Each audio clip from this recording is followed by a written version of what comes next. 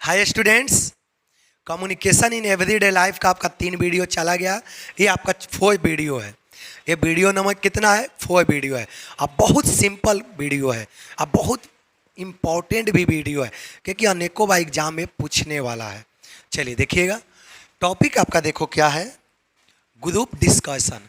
आप group discussion आप समझ गए होंगे, ये आपके लाइफ में बहुत इंपॉर्टेंट होने वाला है। ग्रुप डिस्कशन मतलब होता है कि 5, 10, 20 आदमी एक जगह बैठकर किसी टॉपिक पर डिस्कशन करना। ग्रुप डिस्कशन मतलब समझ में आया? 5, 10, 20 आदमी बैठकर एक जगह बैठकर किसी टॉपिक पर क्या करना? डिस्कशन करना। इसको हम लोग बोलते हैं ग्रुप डिस्कशन।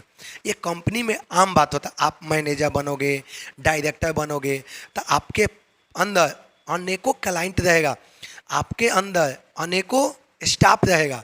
सभी स्टाफ को बुलाकर उसके साथ हम लोग मीटिंग करते हैं। तो इसको बोलते हैं ग्रुप डिस्कशन, सामूहिक निर्णय। 10-20 आदमी के साथ बैठकर विचार विमर्श करना। ये पॉइंट आपको समझ में आ गया ना?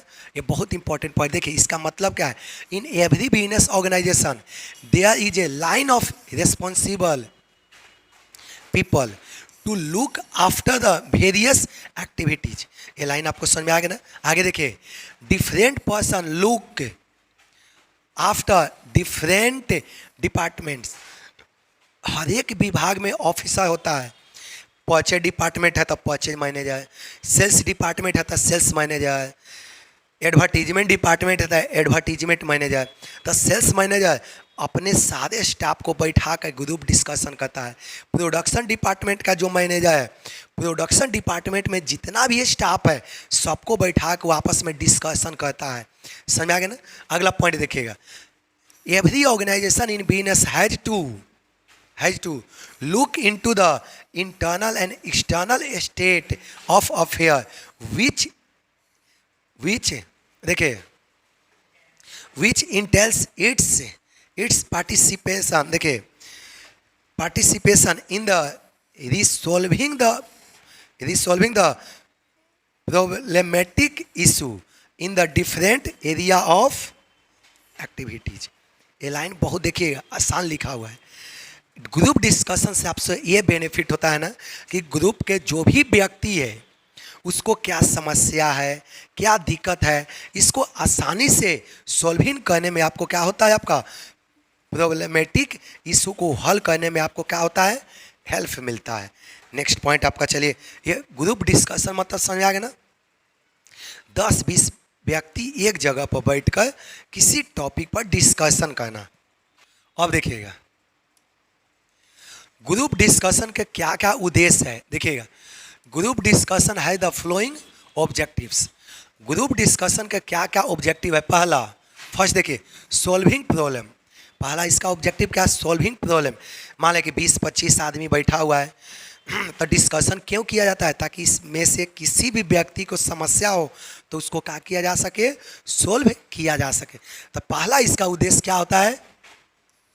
ग्रुप के मेंबर को यदि किसी तरह का समस्या है तो आपस में बैठकर बातचीत करके उस समस्या को सोल्व करना, इसका पहला उद्देश्य है। दूसरा देखिएगा, दूसरा क्या होता है इसका उद्देश्य? Making decision.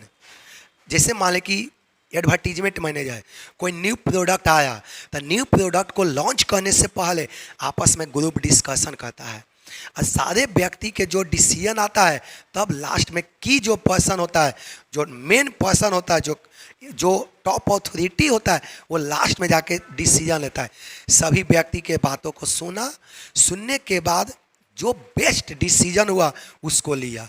ये आपका हुआ। देखिए थर्ड पॉइंट क्या होता है? Collecting and exchanging idea. देखिए ये बहुत आसान है। 10-20 आदमी एक जगह बैठता है ना तो एक दूसरे का आइडिया एक्सचेंज होता है। हम कुछ बोले, आप कुछ बोले, इससे हमारे मन के बात आप जान गए, आपके मन के बात हम जान गए।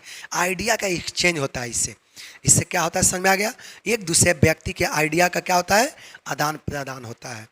इससे न्यू टॉपिक आपके मन में आता है, न्यू कंसेप्ट आपके मन में आता है।